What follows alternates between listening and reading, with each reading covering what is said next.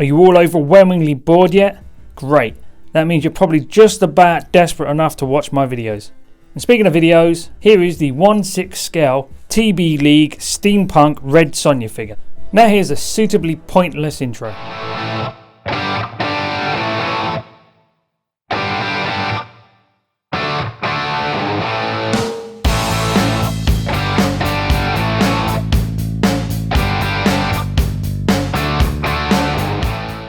Okay, if you're new to my channel, welcome. If you're a returning viewer, always welcome. Glad to see you again. And to be honest, I can't see any of you, but I bet you've all got smashing blouses on. But that's not what we're here to talk about. We're here to talk about the Steampunk Red Sonja figure by Thyssen TB League. And if my Jack the Ripper Steampunk video is anything to go by, nobody's going to watch this video either. But either way, I'm going to have fun doing it. Anyway, I've been waiting a while to do this. I've had the Red Sonja figure for over a month, but I've been waiting for the base or the stand to arrive because I bought that separately on eBay. Now, I bought the basic figure on eBay as well for a really great price, but it didn't come with the stand. And then once I got it, I was just like, I think I really want that stand. And obviously they've been parting this figure out all over eBay. So the stand was up and I put a first bid in, and lo and behold, I won it. So yeah, I got the base and the figure for a really great price. And anyone knows my channel, sometimes I'm a bit of a sucker for like a steampunk inspired figure. Like I said, the Steampunk Jack the Ripper figure I got, fantastic. Absolutely love that thing. And I'm a sucker for goggles on head. I don't know why, but if you put goggles on a character's head, it's instantly cool to me. Weird. So I had to get me the Red Sonja Steampunk when I saw it. I'm not a big fan of the TB League Thyssen female figures. They tend to just be like women in bikinis with loads of, skulls around them for some strange reason. But when Thyssen release these figures, they tend to sit there for a little while unless they're a recognised character like Vampirella. But then eBayers, buy a few and then they part them out. And then like ravenous little piranhas, we all rush to buy up all the really cool weaponry, shields, armour and things like that. And then what's left at the end is usually a couple of hands and maybe occasional head sculpt or something. I've been seeing on eBay, this head sculpt's been going for a hell of a lot of money. I mean, it's half the price of the figure, really. Like 70 odd pounds for one Red Sonja head sculpt. It's nuts. Anyway, before I whittle on too much, let's have a look at the figure. Okay, for me, this is one of the more stylish TB League figures they released. It comes on that silicone body that's really soft to the touch. It's got great posing and articulation. The only thing that sort of restricts it a little bit are the clothing. As you can see, you can pull the legs open that much, but obviously the trousers tend to restrict it from opening up anymore. But you can actually get the legs up quite high and things like that. And obviously, these pose fantastically, but obviously she's got the sort of like, I'd call that sort of a dragon scale bikini there, but then they have actually put this sort of protective thing along here with the spikes just to make it look nice and aggressive. They've done some great weathering inside there with all the metal. That strap across the top is really cool, and on the back we can take the hair up, we can see the spikes come around the back, and it's got some rivets just around the side there. And it's quite cool to look at. Would have been cooler if it actually came round to the front, but it is Red Sonja, so the ladies need to be showing, I guess, for it to be a real Red Sonja figure. Coming in and having a look at that head sculpt, it is really nice. And I absolutely love these plaits that they've actually weaved into the hair themselves, so you don't have to do it. It works really well. And then when you put the goggles on, it keeps all the hair nice and flat and down, and it gives her that sort of a steampunk look where she sort of hair comes back and it's nice and sensible so that she can get on with the work at hand. Now, I would have preferred if they'd actually gone through and given her some tools, because steampunk, spanners and things like that, it's all sort of cool stuff like that, cogs and gears and all that, but they didn't really do that. One of the only issues I've got is that the head sculpt does, the expression is a little flat. It's not really sort of like aggressive or anything. She does sort of stare forlornly. I would have preferred if she was a bit more like looking a bit mean and a bit more aggressive. She has these sort of nice sort of bits of fabric on over the shoulders, And what you can do is when you get this out, just sort of futz with it and pull it a little bit to make them puff out a little bit, and that will give her a sort of more traditional, almost medieval style look. If you come down to the arm here, this upper arm bracer or bracelet or something up here looks really cool.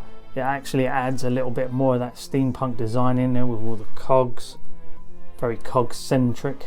She's got one on the other side as well. And we come down, we see these gloves, sort of nice Celtic design all the way around the top here. There is a slot here for just, you know, design aesthetics. They look like they've folded in some of the actual creases into the gloves as well, which is really nice. It's got a cog on the back of each hand, which looks really good. And the gloves make her look like she's ready for business. Coming down, we can see the holster that comes down on the hip here. Again, fairly nicely painted. I would have liked it to be a bit more sort of finely painted, but rather than sort of some of it just looks a bit dry brushed, rather than, you know, a bit more paint on there would have helped. But it's not the worst thing in the world. This is sort of like a holster for the gun, and it's a bit difficult because it does get a bit tight down the bottom here. It's really hard to actually put it in. I've got the hand holding it at the moment. I'll show you that in a minute. See, it's tough to pull it out again. And then we've got these sort of peppermint green, I think you would call it, sort of trousers, and they're all pretty cool weathered. I'm not sure if they're like a pleather or vinyl. I hope that's like a vinyl rather than a pleather. But it's very cool, and it actually has some really nice sort of forced creases in there near the top here. And there's even creases in and around the knees, plus some weathering. And then we come down into the boots. We can see all the cogs are just down in here with some nice strapping down into the boots, and we can see the soles are sculpted. And there's some nice texture in those boots to make them look like faux leather, but there's actually all sculpted. And there's natural folds and creases in them just to give them a bit more of a natural look. But obviously because they're sculpted, they're not going to wear away anytime soon, which I'm really glad for, because with things like pleather, it can break apart, dry up, crack and be brittle. So I'm hoping this is more like a vinyl than a pleather. I really like all the rivets around here. The pockets are suitably sculpted, and they've even put the little buttons in there, reasonably weathered. You can come around and we can see the bullets fitting around the side, and she's got this sort of little sort of stretchy fabric for what is left of, you know, some sort of costume she wore before. Sort of like a hark back to the traditional red Sonja style. And just to show off the level of articulation, here she is in the ground pound pose. That way you don't have to see me pulling around on all the joints.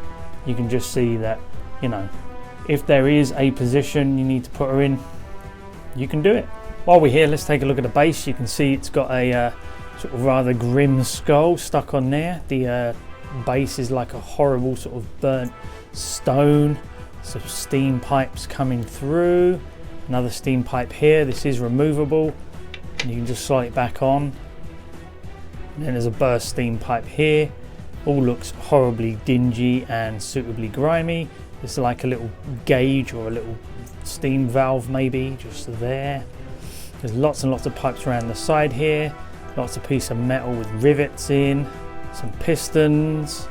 Again, with all these pipes and things like that, I think it looks pretty steampunky. Maybe it could have done with a bit more. There's another gauge there, and it looks like it's all hammered metal just around the sides. It's got some nice texture in there. The pipes are weathered. It's a nice base. You don't want it to you know, detract from the figure itself as well. One of the issues I do have is that skull does seem a little bit small. It's more like a 1/9 scale or a 1/8 scale maybe, unless we want to say that, you know, Red Sonja's killing children now, but who knows, eh? She may be a twisted motherfucker. But it is a nice base, and as soon as I saw the figure and I got it, I was like, damn, I need that base now. I think it would work really well with it. And it does. It complements her fantastically. But you could also use this for other figures as well. So it could be used with a plethora of different figures, including the Steampunk girl that Super Duck released. I've got that figure as well. So, you know, I've got choices. Actually, while we're on the subject, does anybody else recognise that she looks a hell of a lot like one of Immortan Joe's wives from Mad Max Fury Road? There was one with bright red hair, and I think she had goggles on as well. I think this could be a rather nice replacement if you were looking for more characters from the Mad Max Fury Road figure. Obviously you'd have to change all this out, but that head sculpt with those goggles, yeah, I can see it now. Yeah, it would work pretty good, I think. Okay, so let's take a look at the accessories. She comes with a plethora of hands, 2 gun holding hands, left and right. She comes with 2 relaxed hands, left and right, and she's got 2 gripping hands, left and right. Also comes with this pretty massive, insane looking axe. And I can see this working for so many other figures as well, not just this one. I mean, this looks like something out of God of War. It's so cool. But to be fair, it's not very steampunk centric, is it? Can't really see any cogs in there or anything. It's still nice. It's got some nice weathering all the way around here. Some light brown and yellowing. And it's quite suitably edged, although it could be a little bit sharper looking. I like all the sculpting they've got down here. This actually looks quite Celtic in design. The handle, the design in that handle looks really good. All these bindings and this sharp little metal spike down there. Handle looks nice and wooden, although there's a bit of gloss up here. I'm not sure what that's about. I do think that's very cool. And then we've got this sword here. It's sort of like a scabbard with the handguard. It's really nice gems carved into the handguard there. It's got a really cool looking cog here. It's got cogs all along the hilt. Look at that. It's only when you go in close to have a look you can see them. Suitably shiny and nice. Slide it back in. You can see there's cogs all the way around the top of the hilt, is it? Holster. And then there's some cogs down the bottom there. This is one of the most steampunk centric accessories she comes with. But then obviously she's a bit more of a modern steampunk girl, so she'll be carrying a gun with her. See, they've got some carved cogs down in there. Barrel looks really cool. I really like that along the side. Again, along the top here, see it goes all the way down to the sight. Trigger and the holster. Again, this little bit down the back. It's got some detail on that handle. It does pop open. The bullets do turn. You can see they've painted them all in there. And the hammer pulls back. And that is very cool. And obviously I've shown you it doesn't really fit into the holster that well. But I do have a second one of these because I ordered a separate one online just to see if it would fit. And it does slot in there, but it's got a bit of pain pulling that out. You want to be careful because this opens up. You don't want to damage the hinge. So once you've put it in, be very careful removing it. And then she comes with this shield. The shield is epic looking. All these cogs over the top. All this sculpting in around here like wooden paneling. Lots of beaten metal style all the way around it. More cogs, more rivets. Slight Celtic style design down in the bottom. And it's got like more of like a steam pipe handrail here for her to hold on to. But then this bit down here is just a bit of elastic to secure it to her arm. Again, very nice. It can be hard to try and pose her without it, to be honest, because it really does add to that steampunk aesthetic that they're going for. And of course we get the goggles. Some nice buckles around the side here. They fit her head nice and tight, but not too tight as to be worried about damaging them. I would have preferred if these were like clear lenses, or just at least like dark lenses, but you could still see through them a little bit, because that would have worked better and it would look actually like real goggles. But overall she comes with a really good amount of stuff, and you're not going to be complaining about the lack of accessories anytime soon. One of my only gripes about the accessories is that this gun fits the gun holding hand quite well, but you can see this ridge down here. It doesn't fit into the hand that comfortably, which is a shame because obviously it was made for this figure, so it should be able to get that handle a bit longer and actually arch around and fit into that hand a little bit neater. Okay, so I've kind of got her into a semi-action-y pose, and I think that works really cool. You kind of get to see everything, and it looks really nice, I think. And something else that turned up in the post today was this thing that I just bought off AliExpress. It's a 1/6 scale steampunk style mask, I guess. It's got some nice design up right through there. The vents on the side, the breathers. Very cool metallic with that sort of super creepy white mask style. I don't know what I'm going to do with it yet. I just saw it on AliExpress and I was like, that looks pretty cool. So I figure if I hang it on the under here, looks like she's already taken somebody out and knocked their mask off. Overall, this is a super cool figure that, you know, they added some really nice design features to it, especially if you love the steampunk aesthetic. If you're a traditional Red Sonja fan, then obviously you're going to probably have picked up the original Red Sonja, but if you want a variant, this is a very nice looking variant. I really like this figure. Great posing, obviously, it's a TB League Fison. Some amazing design choices, but with some steampunk aesthetics, so I get it. I would have liked it to be a bit more steampunk centric.